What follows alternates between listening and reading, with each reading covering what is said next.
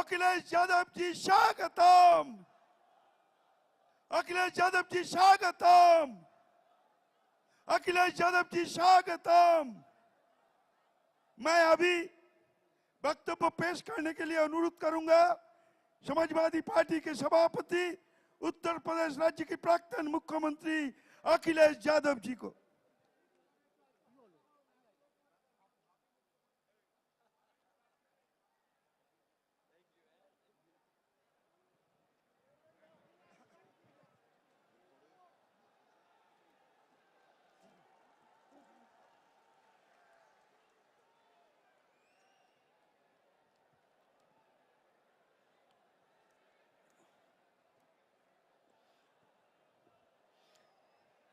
मैं सबसे पहले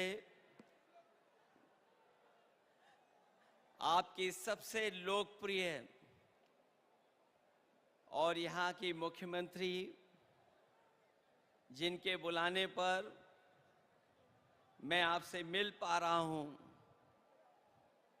मुख्यमंत्री आदरणीय ममता बनर्जी दीदी जी, और मैं देख रहा हूँ कि मंच पर बहुत बड़ी संख्या में सभी टीएमसी पार्टी के नेता और यहाँ के बंगाल के बहुत ही प्रतिष्ठित अपने अपने क्षेत्र के सभी महान विभूति जो बैठे हैं मंच पर, यहाँ पर दूर तक मैं देख रहा हूँ दीदी की पार्टी के टीएमसी के सभी हमारे कार्यकर्ता, नेता, माताएं, बहनें, पत्रकार साथियों, मैं सबसे पहले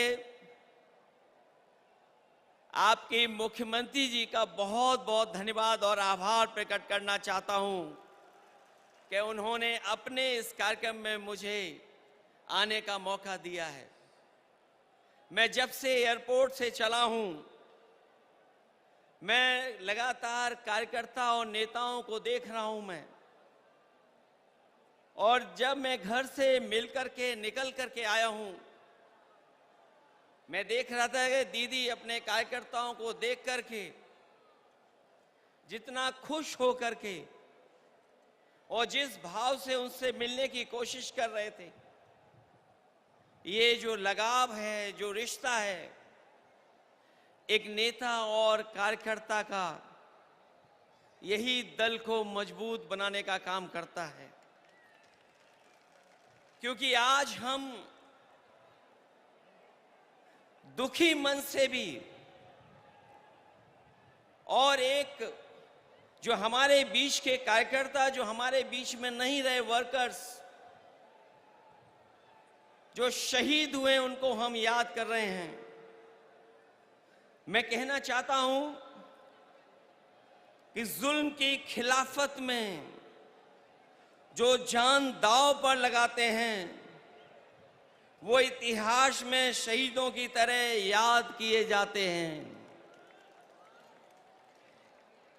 मैं दोबारा कहता हूं कि जुल्म की खिलाफत में जो जान दांव पर लगाते हैं, वो इतिहास में शहीदों की तरह याद किए जाते हैं। आज का दिन कार्यकर्ताओं की शहादत को याद करने का है, लेकिन आंख में आंसू लेकर के, और आंख में आंसू ला करके नहीं, बल्कि सर को ऊपर उठा करके, क्योंकि ऐसी शहादतें ही किसी दल और उसके नेता और देश का गौरवशाली इतिहास बनाती हैं।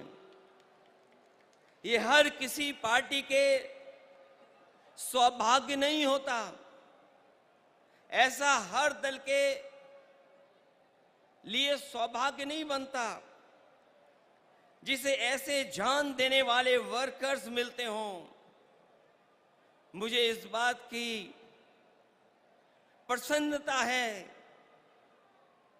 कि आदरणीय दीदी के पास ऐसे वर्कर हैं जो अपनी जान भी दे देते हैं, लेकिन परवाह नहीं करते हैं।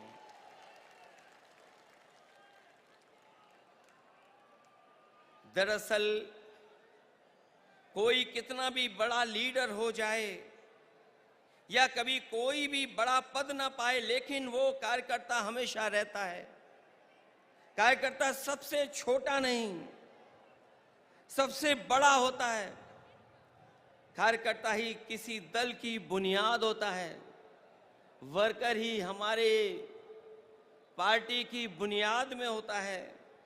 उसी की शहादत अगर ये बताती है कि वो पार्टी के प्रति कितना वफादार था, तो पार्टी द्वारा उसको याद करना बताता है कि पार्टी के दिल में उसके लिए कितनी ऊंची जगह है। आज जो आप लोग इकट्ठे हैं या मैं आकर के आपके बीच में खड़ा हूं, वो याद दिला रहा है, बता रहा है कि दीदी के दिल में एक एक कार्यकर्ता का सम्मान कितना है। उसको आज भी दीदी याद कर रही हैं। जिस दल का सबसे बड़ा लीडर उस दल का सबसे बड़ा वर्कर होता है, उसका वर्तमान मजबूत होता है और भविष्य और भी ज्यादा मजबूत है। पिछले चुनाव में मुझे याद है, जब दीदी संघर्ष कर रही थी, आदरणीय ममता दीदी के लिए मैंने 2 लाइनें कही थी। जब वो असली लड़ाई में थी, पैर में चोट थी, वो चल नहीं पा रही थी, उसके बावजूद भी वो चुनाव प्रचार में थी। और उस समय हम लोगों ने देखा और यही कहा था कि एक अकेली लड़ जाएगी, जीतेगी और बढ़ जाएगी। जब दीदी को हम लोगों ने देखा था कि पैर में प्लास्टर बांध करके वो अपने कार्यकर्ताओं के लिए और सरकार बनाने के लिए आपसे आह्वान कर रही थी, उस समय जो वो लाइनें थीं, वो उस समय भी महत्व रखती थीं। और आज जब मैं इतने बड़े कार्यकर्ताओं के बीच में आया हूं, तो मैं उन लाइनों को दोबारा कहता हूं कि एक अकेले लड़ जाएगी, जीतेगी और बढ़ जाएगी। उस समय भी हमारा मतलब ये नहीं था कि दीदी अकेले लड़ रही हैं, तब भी हमारा मतलब यही था कि दीदी अपने कार्यकर्ताओं के साथ जान हथेली पर लेकर के एक होकर के लड़ रही हैं। ऐसे कम नेता होते हैं जो अपनी जान हथेली पर रख करके लड़ते हों और उनका साथ इतनी बड़ी संख्या में लोगों ने देने का काम किया है। वर्कर किसी व्यक्ति का नाम नहीं होता है, बल्कि एक विचारधारा में विश्वास रखने चलने का नाम होता है। हालतों को बदलने के लिए मर मिटने तक के संघर्ष का नाम होता है। क्योंकि एक बार पॉलिटिकल वर्कर जब खड़ा हो गया साथ, तो वो जीवन भर उस पार्टी के साथ खड़ा होता है। मैं ऐसे कार्यकर्ताओं को धन्यवाद और आभार प्रकट करूंगा कि जो दीदी के साथ जब शुरुआती संघर्ष किया होगा, उस दिन से आज तक उनके साथ खड़ा दिखाई दे रहा है, उनके साथ संघर्ष करता हुआ दिखाई दे रहा है। और जब हम देश की राजनीति को देखते हैं, तो आज की चुनौती बड़ी है। सांप्रदायिक ताकतें अपना षड्यंत्र रच रही हैं। जो सत्ता में लोग हैं दिल्ली में, और दिल्ली के इशारे पर जो लोग बैठे हैं जगह जगह पर, वो लगातार षड्यंत्र कर रहे हैं। लेकिन मैं जानता हूं आपका साहस, आपकी बहादुरी, आपका साथ जो दीदी के साथ है, वो हर षड्यंत्र का मुकाबला करने के लिए तैयार हैं। देश को ऐसी ताकतें हैं जो विभाजनकारी राजनीति के नाम पर बांट करके हमेशा के लिए राज करना चाहती हैं।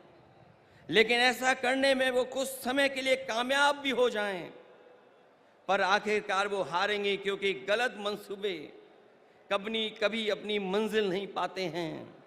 जो इंसान और इंसाफ के साथ खड़े होते हैं, जीत आखिर उन्हीं की होती है। जो नकारात्मक लोग अंदर से डरे होते हैं, वही साजिश करते हैं। मुखबरी का काम तो कर सकते हैं, लेकिन सामने की लड़ाई लड़ करके जान देने की हिम्मत उनमें कभी नहीं होती है। खुदगर्जी और मुनाफाखोरी ही इनका कारोबार होता है, जिसको बढ़ाने के लिए सियासत करना चाह के भी लोगों का भला कभी उनका मकसद नहीं होता, न कभी रहेगा ऐसे लोगों का। इसलिए हर हाल में मैं किसी भी स्तर तक वो लोग गिर करके सत्ता में अपने हाथ में रखना चाहते हैं। हालांकि बंगाल ने आप लोगों ने मिलकर के यहां मुकाबला किया, बीजेपी को हटा दिया, पीछे छोड़ दिया। यूपी भी आपके साथ रह करके पीछे छोड़ दिया। ये जो सत्ता में कुछ दिन के लिए आए हैं, ये कुछ दिन के मेहमान हैं। मैंने लोकसभा में भी कहा और आज भी कहता हूं, जो दिल्ली में सरकार में बैठे लोग हैं, वो सरकार चलने वाली नहीं है, वो सरकार गिरने वाली है। और हम और आप लोग देखेंगे एक दिन कि यही सरकार गिरेगी और हमारे आपके लिए खुशियों के दिन भी आएंगे। इसलिए मैं कहना चाहता हूं, लोगों का भला न कभी इनका मकसद रहा है, न कभी रहेगा। इसलिए हर हाल में किसी भी स्तर तक गिरकर सत्ता अपने हाथ में रखना चाहते हैं। ऐसे लोग दूसरों की तो जान लेते हैं, लेकिन खुद कभी जान नहीं देते हैं। ये लोग शहीद भी उधार लेते हैं। अगर इनका इतिहास उठा करके देखेंगे षड्यंत्रकारी लोगों का, ये लोग शहीद भी उधार लेते हैं, दूसरों के महापुरुषों को अपना बताने का षड्यंत्र करते हैं। क्योंकि नकारात्मक लोगों के पास अपने महापुरुष नहीं होते, न इनके पास गुरुदेव होते हैं, न नेताजी होते हैं।